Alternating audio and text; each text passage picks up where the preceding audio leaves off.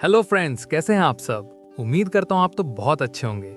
स्वागत है आप सबका एक नए वीडियो में एक नए टॉपिक के साथ। दोस्तों, क्या आपने कभी सोचा है जब भी गे या सेम सेक्स रिलेशनशिप की बात होती है, लोग अचानक चुप क्यों हो जाते हैं? क्यों मजाक उड़ाया जाता है? क्यों ऑकवर्ड साइलेंस छा जाता है? और सबसे बड़ी बात, आखिर समाज को इतना डर किस बात का है? आज हम बिना रुके, बिना फिल्टर के इस टॉपिक को समझेंगे, क्योंकि सच जानना जरूरी है। Part 1, fear of the unknown. हमारा समाज हमेशा वही चीजें एक्सेप्ट करता है जो वो समझता है। लड़का लड़की का रिश्ता सबको समझ आता है, लेकिन जब बात आती है लड़का लड़का या लड़की लड़की के रिश्ते की, तो दिमाग में कंफ्यूजन शुरू हो जाता है। लोग सोचते हैं ये कैसे पॉसिबल है, ये नेचुरल है या नहीं, और जब जवाब नहीं मिलता तो डर पैदा होता है। Part 2, lack of sex education. शिक्षा की कमी। हमारे यहाँ सेक्स एजुकेशन आज भी टैबू है। स्कूल में भी इस टॉपिक को या तो स्किप कर दिया जाता है या फिर ऑकवर्ड तरीके से पढ़ाया जाता है। रिजल्ट, लोगों को बेसिक अंडरस्टैंडिंग ही नहीं होती सेक्सुअलिटी की। उन्हें ये नहीं पता कि सेक्सुअल ओरिएंटेशन कोई चॉइस नहीं होती, ये इंसान की आइडेंटिटी का हिस्सा होती है।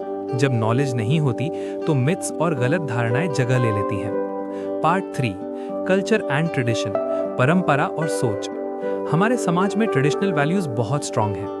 शादी इक्वल्स टू लड़का प्लस लड़की, ये कंसेप्ट इतना डीपली सेट है कि उससे अलग कुछ भी लोगों को गलत लगता है। लोग सोचते हैं ये हमारी कल्चर के खिलाफ है, लेकिन सच ये है कि हर कल्चर समय के साथ बदलता है। जो चीजें पहले टैबू थीं, आज नॉर्मल हैं। Part 4, fear of judgment. लोग क्या कहेंगे, ये सबसे बड़ा रीजन है। हमारा सोसाइटी लोग क्या कहेंगे पर चलता है। अगर कोई ओपनली गे टॉपिक्स पर बात करे तो लोग तुरंत जज करने लगते हैं। ये ऐसा क्यों बोल रहा है, कहीं ये खुद तो। इस डर की वजह से लोग चुप रहना ही सेफ समझते हैं। Part 5, media and stereotypes. गलत इमेज। मूवीज और मीडिया ने भी बहुत टाइम तक गे लोगों को या तो मजाक के रूप में दिखाया या फिर गलत तरीके से रिप्रेजेंट किया। इससे लोगों के दिमाग में एक फिक्स्ड स्टीरियोटाइप बन गया, और जब रियलिटी उससे अलग होती है तो लोग उसे एक्सेप्ट नहीं कर पाते। Part 6, religion and beliefs. धार्मिक सोच। कई लोग अपने धार्मिक बिलीव्स की वजह से भी इन टॉपिक से दूर रहते हैं। उन्हें लगता है कि ये गलत है या अलाउड नहीं है, लेकिन यहाँ एक इंपॉर्टेंट बात है। हर इंसान की बिलीफ उसकी पर्सनल चॉइस है, लेकिन दूसरों की आइडेंटिटी को समझना भी उतना ही जरूरी है। Part 7, silence creates more fear. चुप्पी ही असली समस्या है। जितना हम इन टॉपिक से बचते हैं, उतना ही ये और बड़ा टैबू बन जाता है। जब बात नहीं होगी तो अंडरस्टैंडिंग कैसे आएगी, और जब अंडरस्टैंडिंग नहीं होगी तो फियर खत्म कैसे होगा। Part 8, what needs to change. क्या बदलना जरूरी है। अब सवाल ये है, सल्यूशन क्या है। खुलकर बात करना, सही इंफॉर्मेशन देना, जजमेंट कम करना, और सबसे जरूरी एम्पैथी रखना।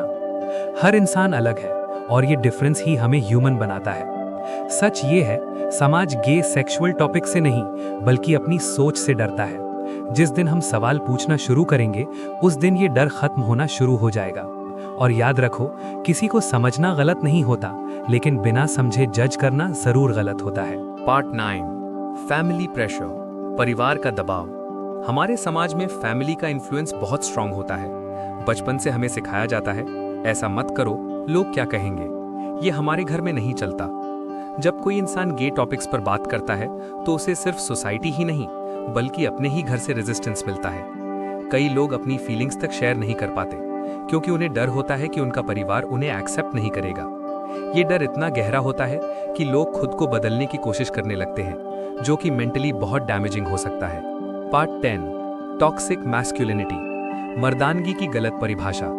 हमारे सोसाइटी में मर्द होने की एक फिक्स्ड इमेज बना दी गई है। मर्द रोते नहीं, मर्द स्ट्रांग होते हैं, मर्द सिर्फ लड़कियों को पसंद करते हैं। अब सोचो, अगर कोई लड़का ओपनली कहे कि वो गे है तो सोसाइटी उसे तुरंत कमजोर या अलग लेबल कर देती है। ये टॉक्सिक सोच लोगों को खुद को एक्सेप्ट करने से रोकती है और दूसरों को समझने से भी। Part 11, internet versus reality. Online versus असली दुनिया।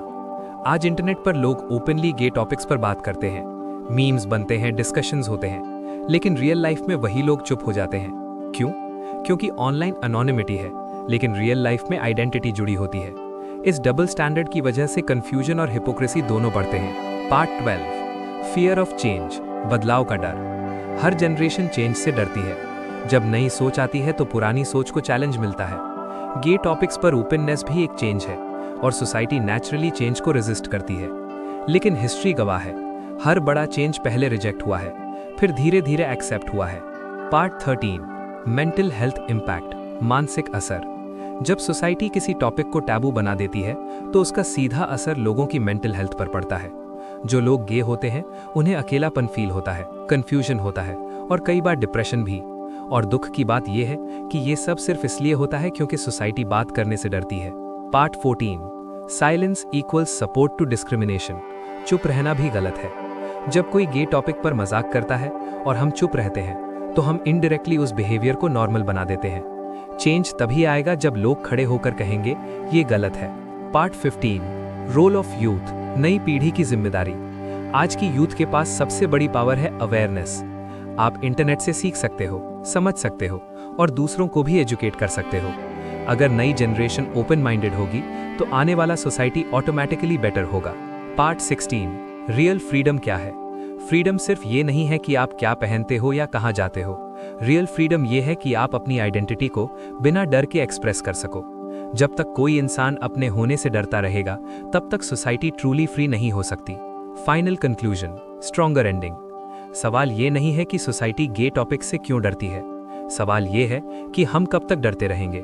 कब तक हम इग्नोरेंस को ट्रुथ समझते रहेंगे, कब तक हम चुप रहकर गलत को बढ़ावा देते रहेंगे। अब टाइम आ गया है बात करने का, समझने का और सबसे जरूरी एक्सेप्ट करने का। अगर आप सच में चेंज चाहते हो तो इस वीडियो को सिर्फ देखो मत, इसे आगे बढ़ाओ, क्योंकि एक कॉन्वर्सेशन किसी की पूरी जिंदगी बदल सकती है। लाइक करो, शेयर करो और कमेंट में ऑनेस्टली बताओ कि आप इस टॉपिक पर खुलकर बात करने में कंफर्टेबल हो। अगर आपको ये वीडियो सोचने पर मजबूर करे तो इसे शेयर जरूर करें, क्योंकि अवेयरनेस ही चेंज की शुरुआत है।